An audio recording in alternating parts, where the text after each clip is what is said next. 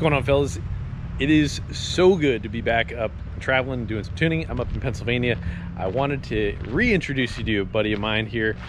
This is Keith from Keith's Pit Stop, and this is actually one of his projects. Now hold on, before we even get to this project though, we actually did a video a long time ago on that car when you were about to hit 7s. Yeah. Now you went 8-1? Yeah. You went 8-1 with this car right back here. That was a couple years ago. And it is a pretty nasty car. 5.4. Okay. 5.4 twin turbo. And this is actually the first, well, one of the first cars I've done with a Holly, I think is what it was. Yeah. And this is right before Leroy was going to run 7s, and we thought that this might be able to get to there. I know they're kind of apples to oranges in a little way, but this car's kind of been shelved a little bit. So you've been to the track, been fighting some other things. This is a heavy girl. Yeah. So. She's a heavy girl. Awesome piece of engineering.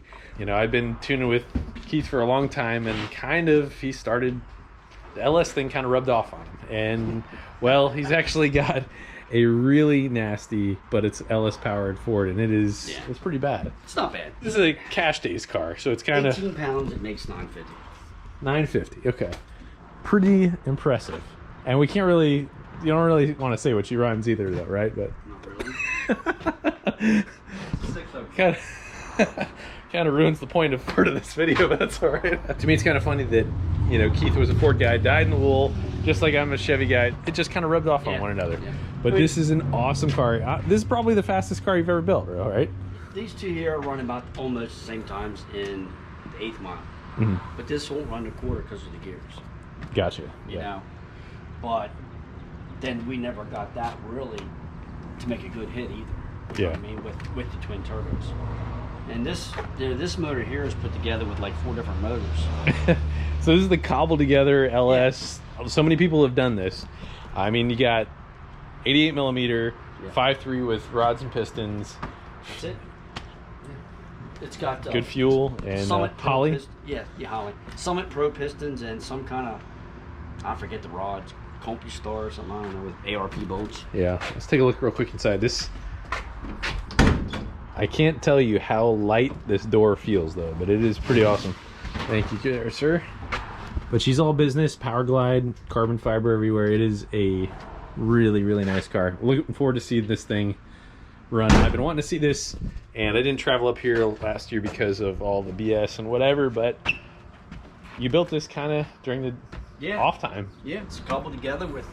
It's one of the coolest cobbled together pieces that I've seen though. $35 a gallon tractor supply, black tractor paint, you know? That's all it is. It's pretty sweet, man.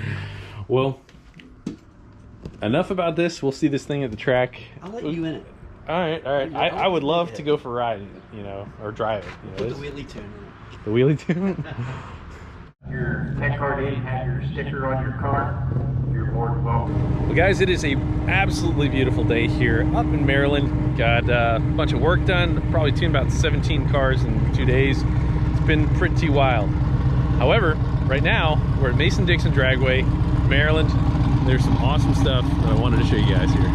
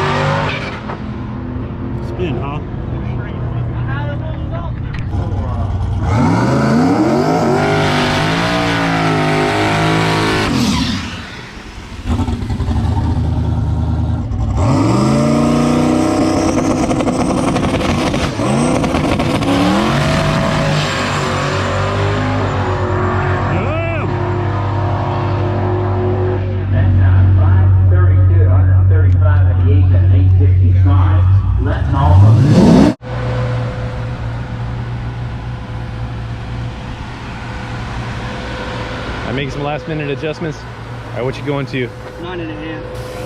All right. What kind of 60s you guys seen so far? That was like a 136. 136 with a back tire. Gotcha. All right, so we've been fighting some traction a little bit today. They've been kind of having to dial it back to try and get it to hook, but that's kind of the name of the game.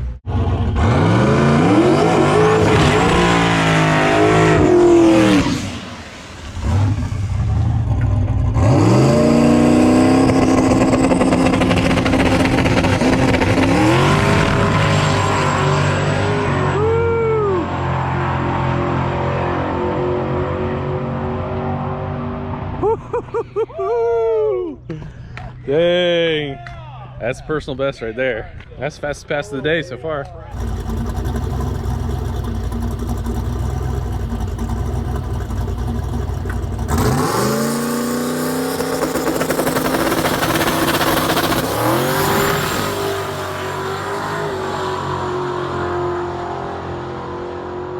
Wait till you see his face on. How does that make you feel? Damn good, man. Damn good. It pisses me off, though. Proud daddy, though.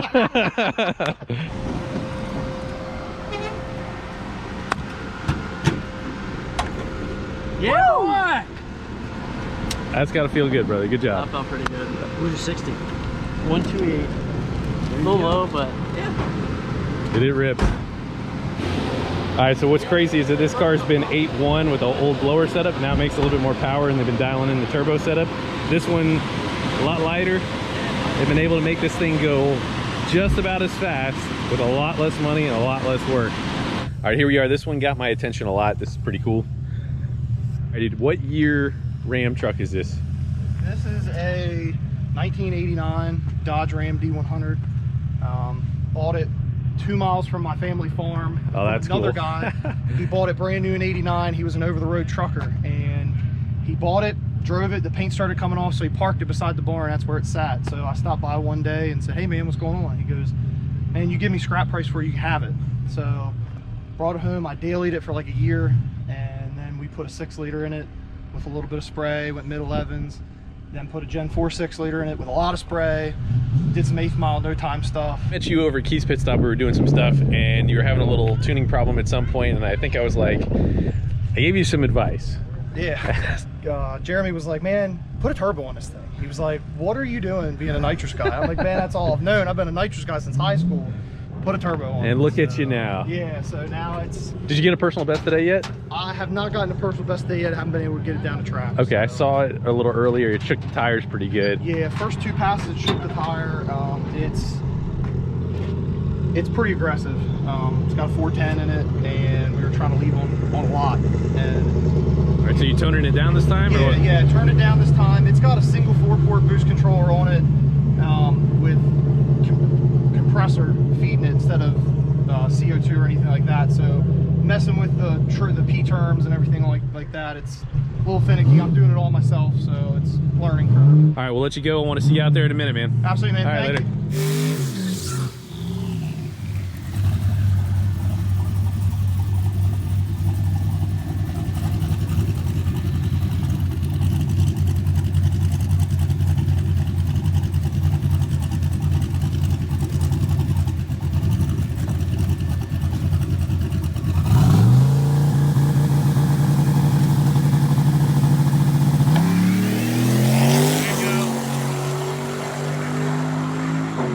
All right.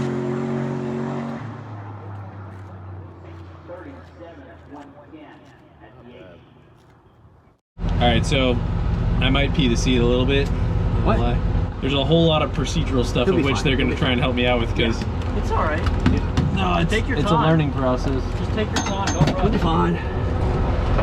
And you guys are a little shorter than me. Yeah. I'm on the bar. Yeah. Yeah, just scoot yourself down and hold on. You know how to work a line lock. Pump the brakes, All right. and it'll start. And you can either shift or it'll shift itself and then let off the button. Second gear, I always let off the button and just ride it out. And then, All right, and then put it back at first. All right, trans brake. Pre-stage. All right, and then get it close, bump, Yep. bump, Yep. and then. Floor.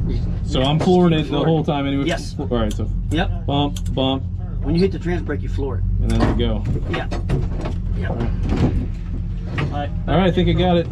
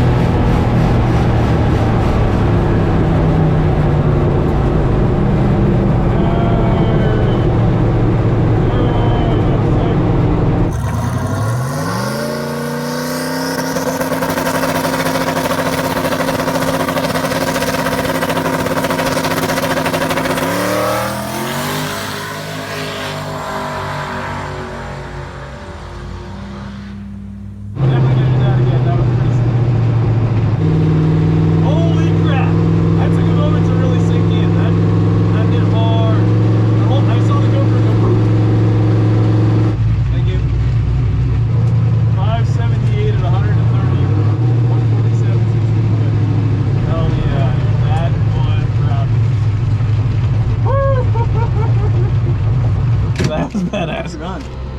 547 or 578 at 130. That was really awesome, actually. That's gonna take a little bit to get used to, but wow. It's gonna take a little bit to get them pants out of it. Alright,